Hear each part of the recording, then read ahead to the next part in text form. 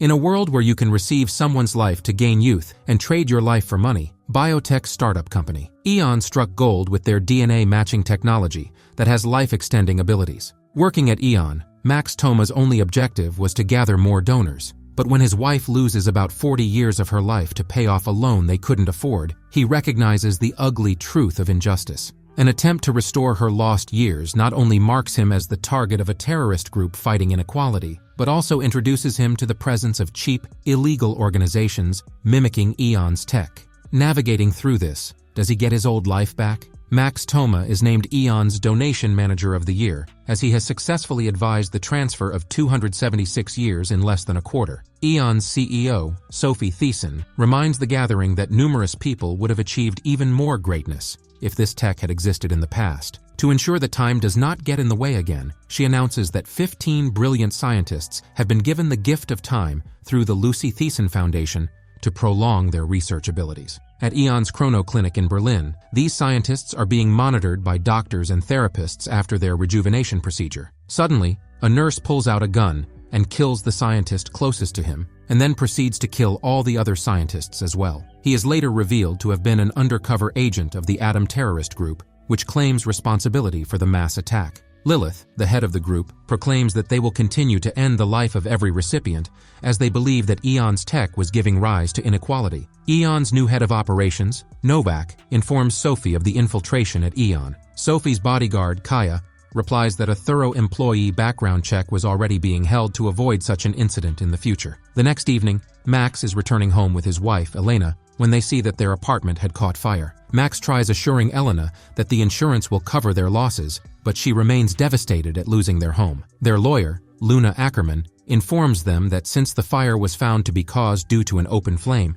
they cannot receive any compensation from their insurance. This would mean that they have to repay the loan of about $2.5 million by themselves. Elena reveals that she had signed herself up as collateral for the bank loan, and since Max did not have a living match in Eon's database anymore, only Elena could save them by donating about 40 years of her remaining life. While leaving Luna's office later, Elena is taken in by the police. Desperate for help, Max meets Sophie and appeals to her. While she promises to look into what can be done, Max does not hear back from her for several weeks. With no other option available to him, he helplessly waits at the Chrono Clinic for Elena's procedure to be done. Later, he takes her home to the only place he could afford with their low funds. Over the next few days, Elena ages rapidly to ultimately reflect the 38 years she donated. Suddenly, Max is informed one day of his promotion to Senior Donation Manager. Devastated by the effects of Elena's forced donation, Max intends to leave Eon when he spots Sophie. Unfortunately, she refuses to even talk to him. A few days later,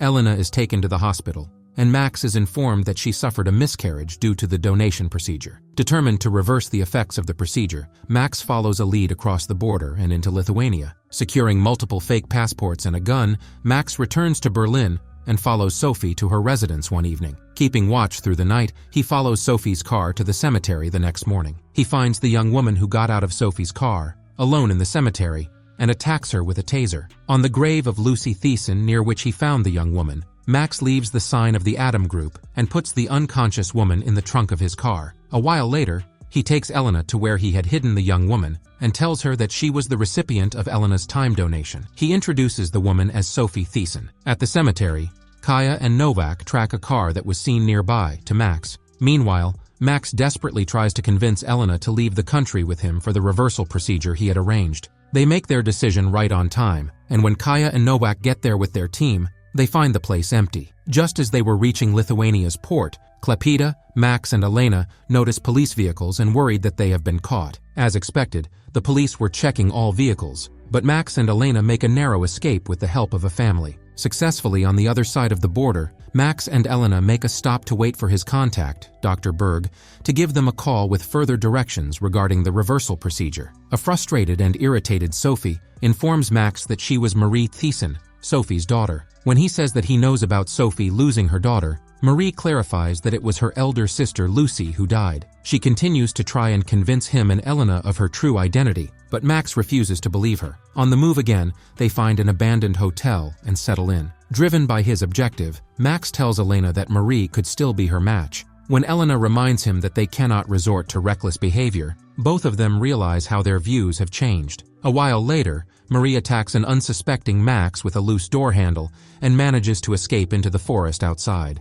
But just as her phone connects to Kaya, she slips into a swamp. Abandoning all thoughts of hiding, she desperately calls out for help. Having followed Marie, Elena helps her out of the swamp and gets her back to the hotel. She lets Marie clean up and notices that she doesn't have scars from the donation procedure, similar to herself, proving that she was indeed not Sophie. When she tells Max about this, he insists that her skin must have regenerated after the procedure. He warns her that they shouldn't let her manipulate them. Overwhelmed by his love for her, she kisses him, leading to an unboxing session. Meanwhile, Novak announces that he has tracked Marie and the team gets ready to leave, even as more reinforcements arrive. At the hotel, Max and Elena are woken up by a group of armed young men. When asked if they were from Eon, Lilith, the head of the Atom Group, enters the room. Later, Lilith informs Max that Sophie always knew about Elena being her match. But instead of convincing Elena to go through the procedure as her donation manager, he ended up getting married after falling in love with her. She even brings to his attention how their loan had been sanctioned with Elena's life as collateral. And quite conveniently,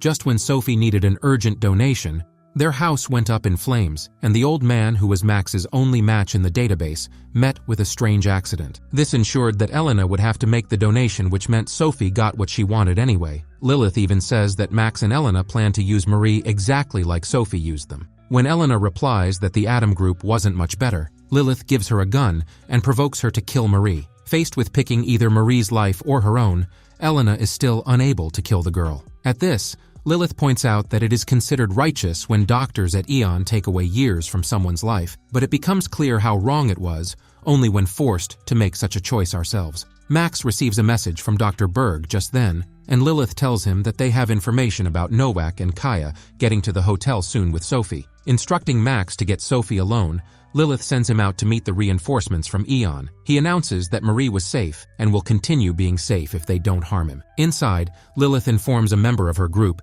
that if Max messes up their plan, Judas will ensure that Sophie doesn't return alive. She says this while looking at Novak. Outside, when Max demands to speak to Sophie, a young lady walks out to meet him. Speaking of her daughter's innocence, she offers Max an extra 10 million to begin his life with Elena again. Not tempted by the offer, he tells Sophie that he was not going to give Marie up for some money. Putting his plan into action, he tells her that she can check on Marie herself and adds that Marie's life would be in danger if Kaya insisted on joining Sophie inside. When Sophie agrees to follow Max alone, Kaya realizes that everything was a trap. She asks how Max knew that Sophie was going to be here in person. When Max is unable to come up with an acceptable answer, Lilith instructs Judas to pull the trigger on Sophie, and the rest of the Atom Group opens fire as well to ensure the outcome. In this chaos, Judas loses his life. Somehow, managing to dodge the firing from both sides, Max finds his way inside the hotel to where Elena was waiting with Marie. Marie manages to grab a gun unknown to Max just before they rush out and find a car to get away. While Max gets busy starting the car,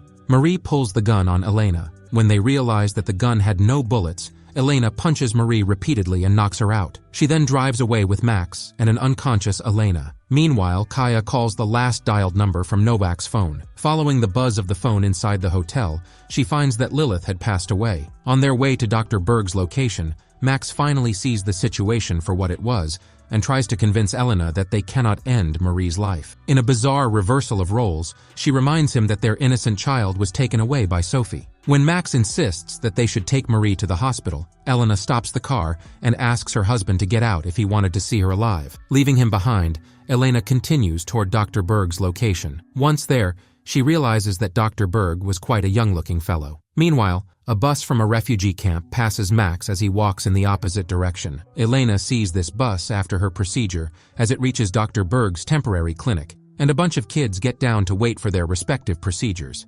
Elena then drives away, leaving Marie there. On the other hand, Max reaches Lithuania's refugee camp. Marie eventually manages to find her way back to Kaya, who leads her to Sophie, who was alive due to the bulletproof vest she was wearing. Kaya then resigns from working for Sophie and states that she did not want to burn homes and arrange accidents for her anymore, proving that Lilith was right about Sophie's involvement in these incidences. Over the course of Marie's post-procedure aging, Sophie refuses to give up a few years of her youth to her daughter, despite being an obvious match. She justifies herself by convincing Marie that her research was more important. A few months later, Max sees a young and pregnant Elena at a beach with a man. Walking away from them, he joins his companions of the Atom Group on their way to the next target. His decision to join the group comes after his acceptance that time donation was creating inequalities that needed to stop, at least for the sake of the next generation. So guys, please share your thoughts about this story in the comment section. If you enjoyed it, feel free to give it a thumbs up, and if you didn't, you can give it a thumbs down. Don't forget to subscribe to the Explanation Pro for more exciting upcoming videos. Your feedback is valuable to me, so please let us know what you think.